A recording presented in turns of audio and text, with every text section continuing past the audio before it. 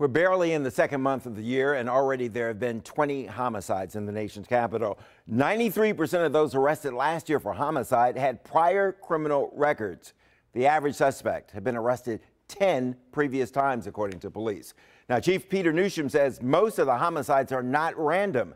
The vast majority of the city is therefore safe. But that's little consolation to the people who live in communities where gunplay is the norm. Here's more from my exclusive interview with Chief Newsham. Frequently, it happens between people who know each other. So Okay. a lot of our homicides are people who are known to each other. People who know each other, and they're occurring in certain parts of the city? The lion's share of our homicides are occurring in wards 5, 7, and 8, for sure. And for the people who are prone to be victims, innocent people that are being hit by stray bullets, what are we doing to protect these people? And that's what this overall strategy is to do, is we have to reduce the number of shootings that are happening in our city. The shooting that just happened the other day, which we were able to close today, Minnesota and Pennsylvania Avenue, we have a bunch of people at their regular bus stop. Somebody gets angry at somebody, they pull out a gun and they open fire, and we have a 5-year-old girl that's struck. Can you believe that? Yeah. 5-year-old girl, I mean, that's crazy. That has to stop. And if people aren't urgent about that or seeing an urgent need for a change in what we're doing, they're not paying attention. You got to pay attention. We can't have 5-year-old kids getting hit by gunfire. We can't have 10-year-old girls dying from gunshots in the 5300 block of Clay Terrace. The very areas we've been talking about are the areas where I've learned over my years that need police protection more so than other parts of the city, Yet these are also the same areas where you get the most complaints about police conduct.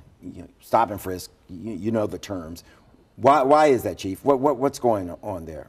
I think that, whenever you have police activity, there's a potential for complaints in that interaction between folks. And so, our responsibility as an agency is that when we do have those interactions, that our police officers treat everybody, regardless of circumstance, regardless of where they live in the city, treat them with respect.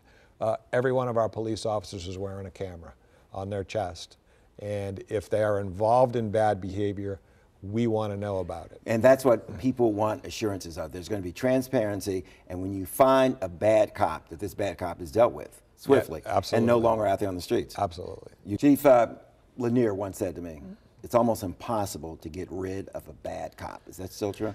I wouldn't say it's impossible. There are challenges They've got protections. The unions step in to protect them. Absolutely. A lot of the union people would have me believe there's no such thing as a bad cop.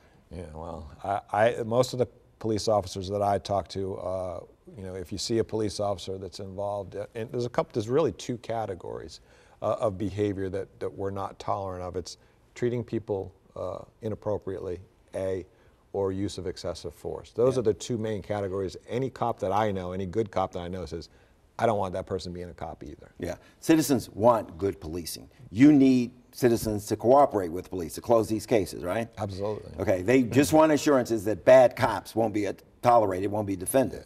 Yeah, you talk about, you hear this from police officials all the time, and it's the thing that I've learned the most throughout my career, which is coming up on 30 years, is that trust and legitimacy are the two most important things you can achieve as a police agency. If you can achieve those two things. You've seen the cases where bad police officers also cost the department. They've had to pay out for lawsuits. Chief Newsham says they're working on adding more police officers. Right now they have about 3,800 cops. They hope to get that number up to 4,000, and that's going to take about 4 years, he says. They try to hire as many people locally from the city and surrounding area. By the way, Chief says they do test for marijuana for every officer they hire. Has to be out of your system for at least a year before you can join the force.